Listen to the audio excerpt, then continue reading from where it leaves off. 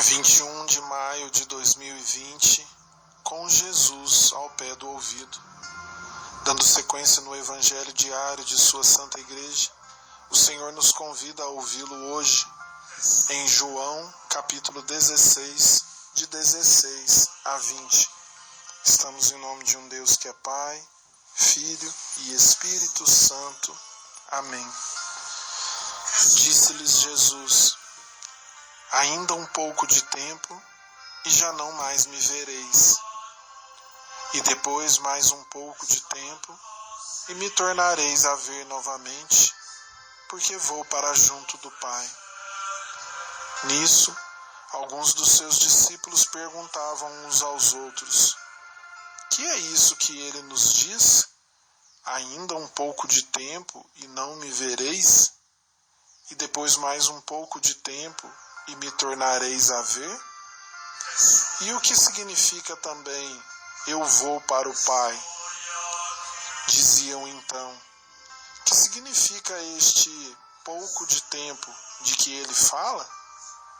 Não sabemos o que ele quer nos dizer. Jesus notou que lhe queriam perguntar e disse-lhes: perguntais uns aos outros acerca do que eu vos disse. Ainda um pouco de tempo e não me vereis. E depois mais um pouco de tempo e me vereis novamente.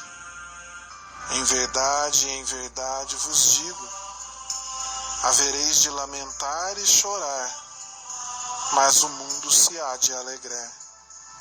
E haveis de estar tristes, mas a vossa tristeza se há de transformar em alegria.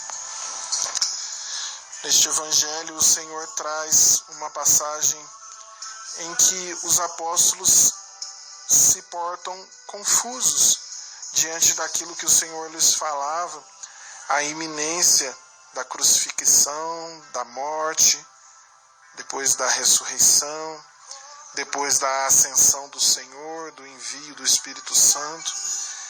Enfim, eles estavam confusos diante de tudo aquilo, e por mais que o Senhor já houvesse lhes explicado aquelas realidades, aquilo como que não entrava na cabeça deles.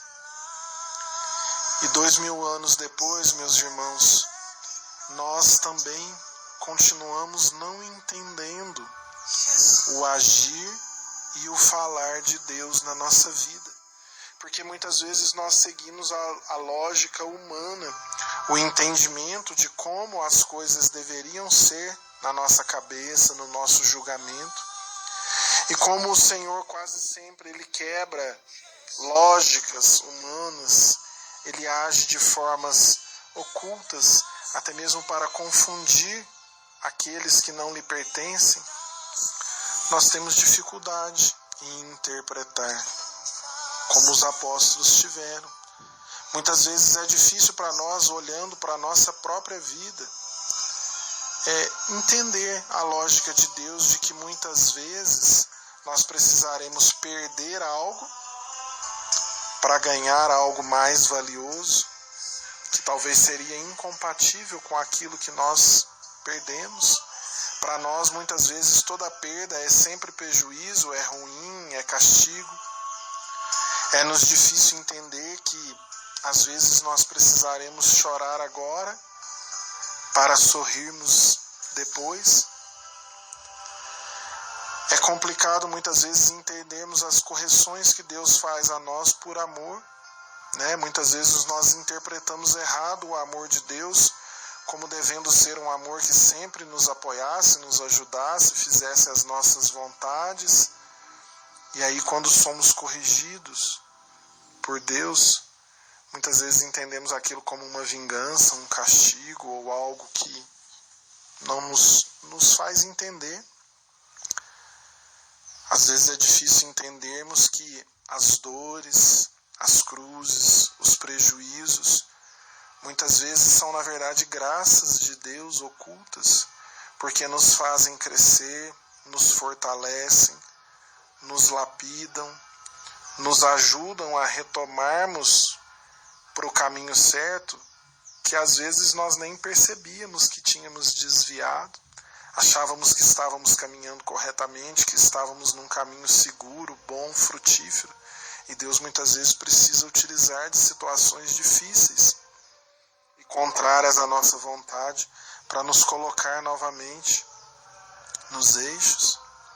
Às vezes não percebemos, como os apóstolos não perceberam, que há certos frutos valiosos que só poderemos colhê-los em meio às tempestades, que em tempos e em situações normais da nossa vida não conseguiríamos colher aqueles bons frutos que estão ali disponíveis.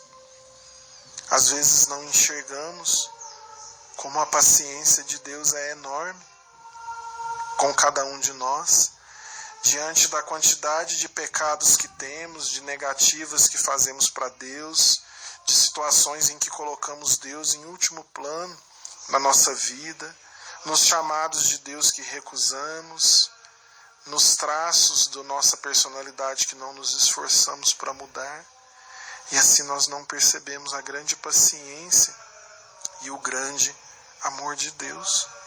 E muitas vezes essa dificuldade em enxergar compromete até mesmo a nossa fé, porque nós começamos a questionar Deus, a talvez nos revoltarmos com Ele, a nos distanciarmos, porque sentimos que Deus está meramente nos abandonando, nos castigando ou se vingando de nós. E aí quando a gente olha para situações do nosso passado ou do nosso presente, é difícil para nós entendermos o agir de Deus, onde Ele está, de que forma Ele está conduzindo tudo aquilo. Mesmo com tantas pregações que nós ouvimos até hoje, homilias, leituras da Bíblia, livros que lemos, conselhos que recebemos, ainda assim nós temos dificuldade em ver na prática o agir de Deus na nossa vida. Às vezes temos muito conhecimento teórico das coisas de Deus, mas não enxergamos o agir dele na prática do nosso cotidiano. E muitas vezes nós acabamos vendo o castigo, onde na verdade Deus está trazendo uma bênção.